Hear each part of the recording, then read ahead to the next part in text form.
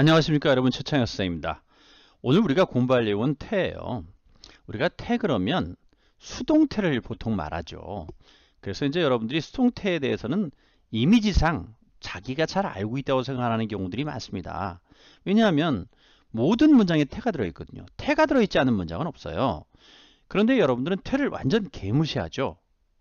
개무시 안 한다고? 개무시 안 한다는 얘기는 뭐냐면 여러분들이 태라는 걸 개념적으로 정확히 이해하지 않고 그냥 제목만 안다는 거야. 그렇게 되면 어떤 문제가 생기냐면은 해석이 잘 안 돼요. 해석을 한다 하더라도 정확한 해석이 되지 않는 경우들이 많습니다. 그렇기 때문에 이제 선생님이 여러분들이 강조하는 건데요. 이 태를 정확히 이해하려면, 아까도 얘기했죠? 개념을 정확히 이해하려면 그 전에 알아둬야 될 중요한 개념들이 있는데, 그게 바로 여기 소개되고 있는, 그렇습니다. 이 자리라고 하는 개념과 의미상 주어라고 하는 개념이에요. 실질적으로 이제 우리가 보통 주어 그러면 이 형식상이라는 말을 주로 빼고 하는 거죠. 문법적인 주어를 말하는데 이 의미상 주어라는 걸 알아야만 태를 정확히 정의할 수가 있어요. 그런 맥락에서 우선 먼저 영어의 자리란 개념, 그리고 의미상 주어라는 개념을 먼저 여러분들에게 소개를 하고 나서 태를 본격적으로 정의해 보도록 할게요. 자, 우선 먼저 영어의 자리에 관한 내용부터 잠깐 얘기를 해보도록 하겠습니다. 영어의 자리는 여기 나와 있죠? 예, 그렇습니다. 그냥 문자 그대로 주어 자리, 서술어 자리, 목적어 자리, 보어 자리, 수식어 자리, 이런 것들이 바로 영어의 자리예요. 익숙한 용어들이죠. 우리가 문장 형식 배울 때 자세하게 했던 것들이잖아. 그런데 우리나라 말에서는 순서가 그리 중요하잖아요. 왜? 우리나라 말하고 영어는 어순이 다르다 그랬잖아.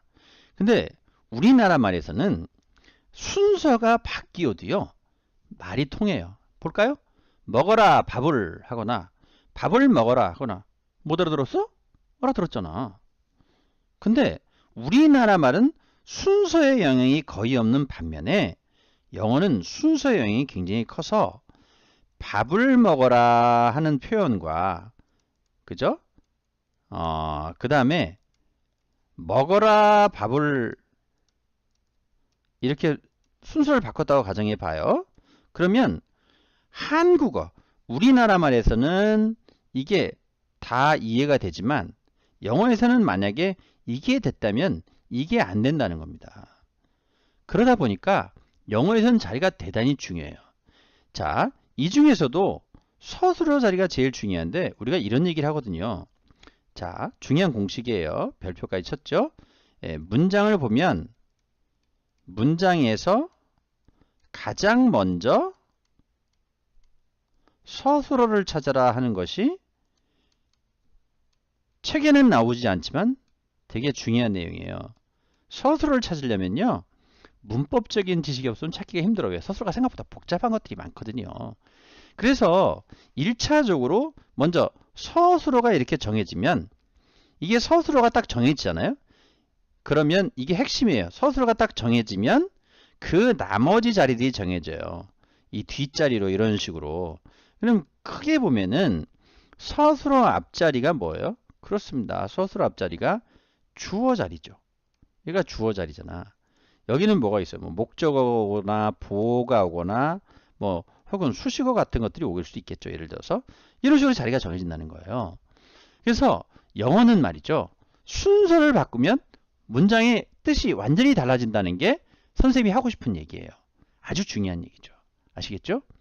자, 반면에 한국말은 순서를 아무리 바꿔도 전달에 지장이 없거든요. 그럼 어느 말이 더 좋은 말이야? 당연히 우리말이 좋은 말이죠. 한국어가 최고예요. 세종대왕 대단하신 분이죠. 정말 감탄, 경탄, 뭐 이루 말할 수가 없어요. 말로 표현할 수 없을 정도로 대단하신 분이라고 난 생각을 합니다. 아시겠죠? 자리가 왜 중요한지 이해가 될 거고요. 이미 여러분들은 자리에 대한 개념을 어느 정도 알고 있어요. 다만 그거를 무시할 뿐이지. 아시겠어요? 왜냐하면 우리가 머릿속으로 아는 거하고 실제로 써보는 건 완전히 다르거든요. 자, 이번에는 형식상 주어와 의미상 주어에 관한 얘기를 한번 얘기해 볼게요. 자, 우리는 주어는 알잖아요. 주어는 내가 간다 그러면 내가 주어고 간다가 서술어 아니야? 그렇죠? 그런데 여기 느닷없이 뭐가 나와 있어요? 의미상 주어란 말이 나와 있거든요. 자, 이게 무슨 얘기냐면, 자, 우리말은요. 우리말의 경우에는 한국어는 의미상 주어란 말 자체가 존재하지 않아요. 우리는 주어 그러면 그 자체가 의미상 주어이기도 해요. 그러니까 우리는 겉과 속이 같죠. 근데 이 빌어먹을 놈의 영어는 겉으로는 주어인데 실제로 주어가 아닐 수도 있고요. 겉으로는 목적어인데 실제로는 주어일 수도 있어요. 그러니까 이게 참 재밌죠? 그래서 이제 수동태라는 개념이 이제 필요한 건데 우리말에는 사실 수동태라는 개념이 없어요. 그렇기 때문에 이걸 이해를 해야 되는데요. 잘 들어보세요. 예를 들어서 이 문장을 한번 이해를 해봐요. 여러분들이 많이 배웠던 거잖아요. 보시면 나는 그녀가 뛰어가는 것을 보았다. 이거 오타네. 뛰어가는 것을 보았다거든요. 뛰어가는 걸 보았다 그러면 얘가 주어고 얘가 서술어예요. 자, 이렇게 따지는 게 잘 이해가 안 되면 그냥 일단 이 순간은 받아 그런가 보다 해. 우리가 배운 대로 따지면 얘는 목적어고 얘는 목적격 보어예요. 그죠? 근데 여기서 자세히 보면 우리가 뭘 느낄 수 있냐면은 야, 뛰어가다도 동사 아니니? 뛰어가다도 동사야. 그치? 그러면 누가 뛰어가니? 그녀가 뛰어가죠? 그러니까 지금 그녀가 뛰어가다 하는 것도 주술관계가 성립이 돼요. 나는 보았다도 주술관계가 성립하죠? 그죠? 예, 그렇습니다. 그런데 참 재밌는 것은 얘가 뭐예요? 목적어죠. 근데 실제로는 얘가 주어죠. 어때요? 그런 일이 생겨요? 안 생겨요? 우리말엔 그런 게 없어. 우리는 순서를 막 바꿔도 되니까 이런 걸 따질 필요가 없는 언어야. 그냥 받아들이면 돼. 근데 영어는 정말 짜증나죠? 자, 결론적으로 다시 한번 이해를 시켜보면 봐봐요. 나는 그녀가 뛰어가는 것을 보았어요. 그때 얘는 주어 자리잖아요. 주어 자리라고 해요. 자리라고 정했잖아. 주어 자리. 왜? 이게 서술어 자리가 정해졌으니까 이게 주어 자리란 말이야. 주어 자리에 실적으로 뭐가 들어갔어요? 의미상 주어가 들어갔죠? 이게 우리말 같은 거예요. 근데 여기 보세요. 여기 목적어 자리잖아. 목적어 자리잖아. 여기 목적어 자리. 근데 실제로 뭐가 들어갔어요? 의미상으로는 주어가 들어갔죠? 이런 수가 생긴다는 거예요. 자, 여기는 심지어 무슨 자리예요? 보호 자리야, 보호 자리. 근데 실제로 뭐가 들어갔어요? 의미상 서술어가 들어갔죠? 뛰어가다. 우리가 원래 보호는 뭐가 돼야 돼? 회용사나 명사가 되는 거잖아. 근데 동사가 들어갔잖아. 이런 경우가 영어에는 피질비지하기 때문에 여러분들이 이 의미상의 개념을 이해하지 못하면 영어 문장 해석이 안 돼요. 특히 어려운 문장은 아주 젬병이야. 알겠죠?